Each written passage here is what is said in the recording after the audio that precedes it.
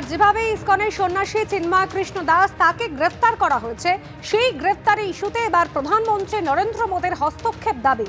নরেন্দ্র মোদীর হস্তক্ষেপ চেয়ে চিঠি দিলেন অবসরপ্রাপ্ত বিচারপতি, অবসরপ্রাপ্ত আইএএস আইপিএসরা। চিন্ময় কৃষ্ণ দাসের গ্রেফতারি ইস্যুতে প্রধানমন্ত্রীর হস্তক্ষেপ দাবি করলেন। একেবারে নরেন্দ্র মোদীর কাছে চিঠি দিয়েছেন তারা, হস্তক্ষেপ চেয়ে চিঠি দিয়েছেন অবসরপ্রাপ্ত বিচারপতি, অবসরপ্রাপ্ত আইএএস আইপিএসরা।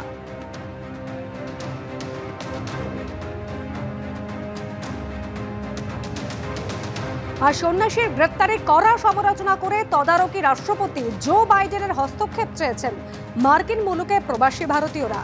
মার্কিন অভিনেত্রী গায়িকা মেরি বিলবেন এক্স হ্যান্ডেলে পোস্ট করেছেন, বাংলাদেশে চরমপন্থীরা হিন্দু এবং সংখ্যালঘুদের ওপর যে লাগাতার আক্রমণ চালিয়ে যাচ্ছে তা নিয়ে এবার বিশ্ব নেতাদের আলোচনায় বসা উচিত।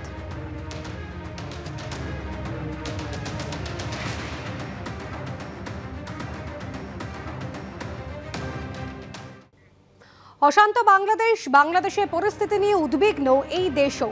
তৃণমূল সাংসদ সুদীপ বন্দ্যোপাধ্যায় কি বলছেন শোনাবো। আমরাও প্রতিবাদ করছি, কিন্তু এটা মনে রাখা দরকার যে এটা ভারত সরকারের অধিক গুরুত্বপূর্ণ ভূমিকা এখানে পালন করতে হবে। এটা রাজ্য সরকার, মমতা ব্যানার্জি, পেট্রোপল সীমান্ত ঘেরাও করে দেওয়া বিজেপির দ্বারা, এগুলো দ্বারা এই সমস্যা সমাধান কখনোই হবে। প্রধানমন্ত্রী প্রয়োজনে মুখ্যমন্ত্রীর সঙ্গে বসে কথা বলে একটা কর্মসূচি নিক, তারও একটা মানে বোঝা যায়। কেবল রাজনৈতিক কারণে এই বিষয়টিকে কাজে না লাগিয়ে চিরস্থায়ীভাবে বাংলাদেশে যে সংখ্যালঘু হিসাবে হিন্দুরা আছেন তাদের নিরাপত্তার দাবি আমরাও করছি। তাদের নিরাপত্তা এই মুহূর্তে সবচাইতে বড় প্রয়োজন। এটা বাস্তবায়ন হোক। দরকার হলে আমি আজকে দলনেত্রীর সঙ্গে কথা বলবো। ভারত সরকারের কাছে কোনোভাবে আমাদের তরফে যদি কিছু বক্তব্য রাখার দরকার হয় আমরা তাদের রাখতে পিছপা হব। It seems very grave and troubling, and I think we are all very concerned. All Indians will be concerned because this is a next-door neighbor whose well-being we are concerned about.